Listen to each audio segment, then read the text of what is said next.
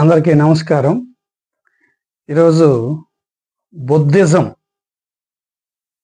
అంటే ఏమిటి, అది ఎలా పుట్టింది, అది మనిషికి అంటే మానవులకు ఏ రకంగా ఉపయోగపడుతుంది అనేది చర్చించుకుందాం. బుద్ధిజం క్రీస్తు పూర్వం 5-6 శతాబ్ద కాలంలో బ్రాహ్మణాధిపత్యం విపరీతంగా ఉండేది. ఆ పరిస్థితుల్లో సామాన్యులే కాక వ్యాపారస్తులు, రాజులు కూడా చాలా ఇబ్బంది పడ్డారు. ఆ యజ్ఞయాగాది క్రతువులు చేయడం, ఆ విధంగా ముందుకు వెళ్ళింది చాలా ఖర్చుతో కూడుకున్న పని. అయినా బ్రాహ్మణులకు వ్యతిరేకంగా ఏమైనా మాట్లాడాలంటే ఈవెన్ రాజులకు కూడా భయపడే పరిస్థితి వచ్చింది. ఆ పరిస్థితుల్లో ఏ రాజు కూడా దాన్ని ఎదిరించే శక్తి లేక సైలెంట్గా ఉండిపోయేవారు. అయితే క్రీస్తు పూర్వం 5-6 శతాబ్దంలో గౌతమ బుద్ధుడు, ఆయన అసలు పేరు సిద్ధార్థుడు అనే రాజు కోసల, వైశాలి, సౌఖ్య ఈ రాజ్యానికి అధిపతి అయిన ఆయన గౌతమ బుద్ధుడు ఈ పరిస్థితులను చూసి ఇది సరి అయిన మార్గము కాదు, ఈ మత క్రతువులు, యజ్ఞయాదాది క్రతువులు ఇవన్నీ కూడా కరెక్ట్ కాదు అని ఆయన నిర్ణయించుకొని దీనికి సరి అయిన మార్గం వేరే ఉంది, అది మనం తెలుసుకోవాలనే తపనతో తన 31వ ఏట అంటే 31 సంవత్సరాలప్పుడు తన రాజ్యాన్ని వదిలి దేశ పర్యటనకు బయలుదేరాడు. ఆ విధంగా ఆయన దేశ సంచారానికి వెళుతూ అనేక ఋషులని, పండితుల్ని, ఆధ్యాత్మిక వేత్తల్ని, అలాగే ఎంతో మంది హేతువాదులని కలిసి చర్చించుకొని ఒక నిర్ణయానికి బుద్ధగయలోని ఒక రావి చెట్టు కింద ఆయన ఒక నిర్ణయానికి రావడం జరిగింది. అదేంటంటే లోకమంతా దుఃఖమయం, దుఃఖానికి కారణం కోరికలు జయించే మార్గము ఉంది, ఆ మార్గమే అష్టాంగ మార్గము అని చెప్పడం జరిగింది. అలాగే ఆ అష్టాంగ మార్గాలు ఏంటి?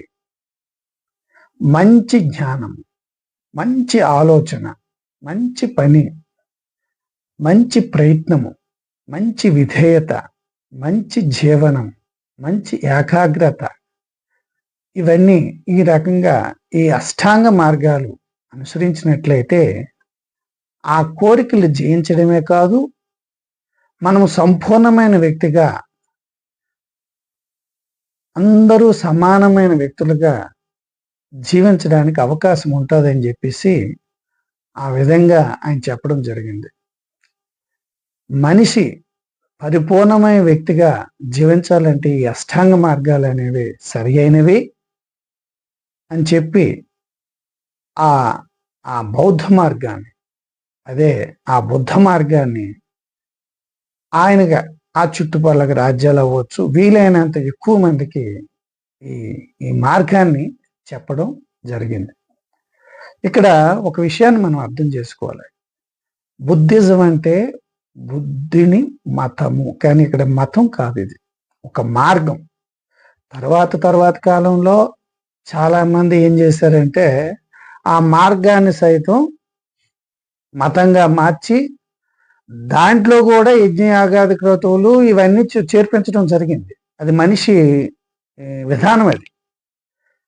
అయితే మొదట ఏదైతే గౌతమ బుద్ధుడు ఏదైతే మనకు చెప్పాడో మొదటి 4 వాక్యాలు, తర్వాత అష్టాంగ మార్గాలు అనేవి అసలైన మార్గాలు.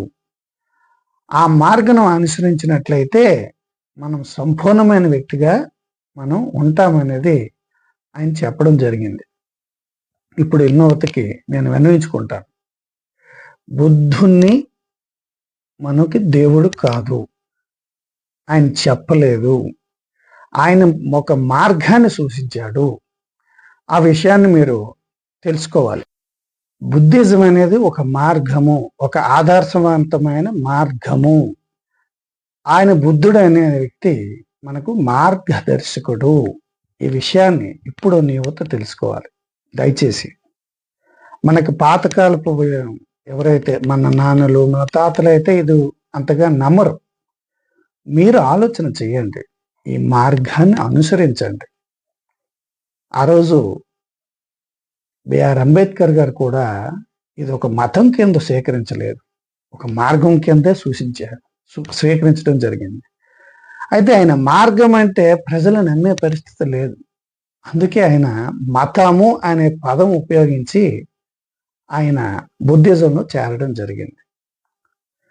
అయితే చాలామంది యువత మాకు దేవుడు ఉండాలి అంటే ఎదుటిగా ఉన్న దేవుళ్ళు కాకుండా మనం ఎక్కడో ఉన్న దేవుళ్ళు అడుగుతున్నారు. అటువంటి వ్యక్తులకి మీ నాన్నగారు అవ్వచ్చు, మీ తాతగారు అవ్వచ్చు, వాళ్ళకి కూడా ఒక సూచన చేస్తున్నా. ముఖ్యంగా ఇప్పుడున్న యువతకు సూచన చేస్తున్నా. నిజమైన దేవుళ్ళు అంటే ఎవరంటే మీ తల్లి తండ్రి, వాళ్ళే నిజమైన దేవుళ్ళు. మీరు వాళ్ళకి సేవ చేసినట్లే. ఆ సేవ ఎటువంటిదో తెలుసా? మీరు చిన్నప్పుడు వాళ్ళు మీకు చేశారు చూసావా సేవ, అదే సేవ వాళ్ళకి 60-65 దాటిన తర్వాత వాళ్ళకి సేవాస్వరం. ఆ సేవ మీరు ఆ తల్లిదండ్రులకు చేసినట్లయితే మీరు నిజమైన పుణ్యం పొందుతారు. ఇంకా అంతకు మించి మీకు దేవుళ్ళు కావాలనుకుంటే ప్రకృతి ఉంది, భూమి, నీరు, గాలి, సూర్యుడు, అగ్ని, ఈ 5టితో పాటు మరొకటి ఉంది, చెట్లు. చెట్లు లేకపోతే మన జీవితం లేదు. మీకు ఆలోచన చేయండి. ఈ 5టితో పాటు మనం వదిలే కార్బన్ డైఆక్సైడ్ని అవి పీల్చుకొని మళ్ళీ ఆక్సిజన్గా మార్చి ఈ విశాలానికి వదులుతున్నాయి. ఆ ఆక్సిజన్ పీల్చుకొని మనం బ్రతుకుతున్నాం. మీరు ఈ విషయాన్ని మీరు మర్చిపోకూడదు. అందుకే చెట్లు కూడా పూజించండి. ఇవే నిజమైన దేవుడు. మీ చుట్టూ ఉంటాయి. మీ తల్లిదండ్రులు ఈ చెప్పిన 6 కూడా మీ చుట్టూ ఉంటాయి. మీరు ఎక్కడికి వెళ్ళాల్సిన అవసరం లేదు. ఇవి మీరు పూజించండి, పర్వాలేదు. పెట్టండి, నైవేద్యాలు అవ్వచ్చు, కుంకుమ అవ్వచ్చు, పూజ. మీకు ఏది దొరికితే మీకు వీలున్నప్పుడు పూజించండి, వీలున్నప్పుడు సేవ చేయండి. వీలున్నప్పుడే తప్పని పరిస్థితులు మీ తల్లిదండ్రులకు తప్పనిసరిగా చేయాలి. వీటిని అన్నారా? వీలున్నప్పుడు పూజించండి. సేవలు మాత్రం మీకు వాళ్ళకి అవసరం. మీరు ఇది విషయాన్ని యువత మీరు తెలుసుకోవాలి. లేదు ఇంకొక దేవుళ్ళు కావాలి. ఇప్పుడున్న మా సాంప్రదాయాలు ఉదుకోలేకపోతున్నాం అనుకోండి, ఫాలో అవ్వండి. మీ సాంప్రదాయాలు మీరు ఫాలో అవ్వద్దని చెప్పలేదు, మీ దేవుళ్ళకి మేము మొక్కొద్దని నేను చెప్పలేదు. మీ దేవుళ్ళకి మీరు మొక్కండి, కాదని లేదు. దేవుని కోసం మీరు దెబ్బలాట్లు వద్దు అని అంటున్నాను. మా దేవుడు గొప్ప, మా దేవుడు గొప్ప అనే దెబ్బలాట ఉండొద్దు అని నేను చెప్తున్నాను. ఎందుకంటే మీ కోరికలు తీర్చాలని మీరు దేవుణ్ణి వేడుకుంటున్నారు.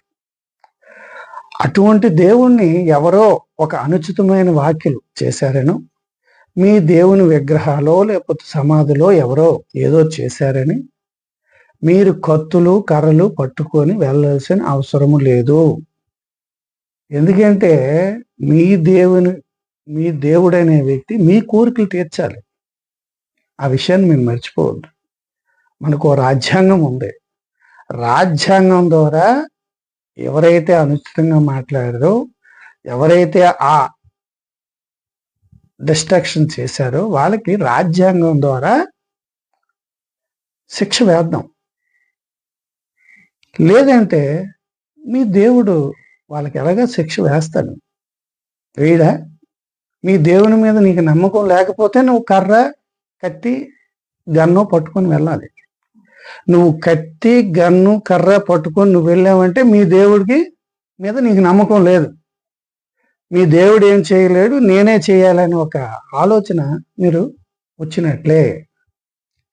దేవుడు మన కోరికలు తీర్చాలో తెప్పించి దేవుణ్ణి రక్షించడానికి దేవుడిని మనం కర్ర కత్తి పట్టుకోవాల్సిన అవసరం లేదు.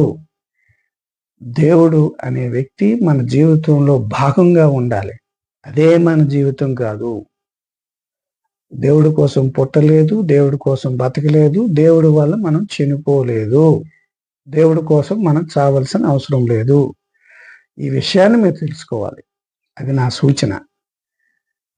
ఈ విశాల ప్రపంచంలో ఈ బుద్ధిన మార్గం అనేది ఒక రకంగా నాస్తికవాదం అని కూడా అంటారు.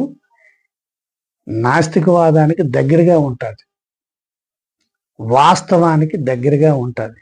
ఆ విధంగా ఆలోచన చేసి ఓ యువత ఒక మంచి భవిష్యత్తుని నిర్మించండి, ఒక మంచి సమాజాన్ని నిర్మించండి అని కోరుకుంటున్నాను. Thank you.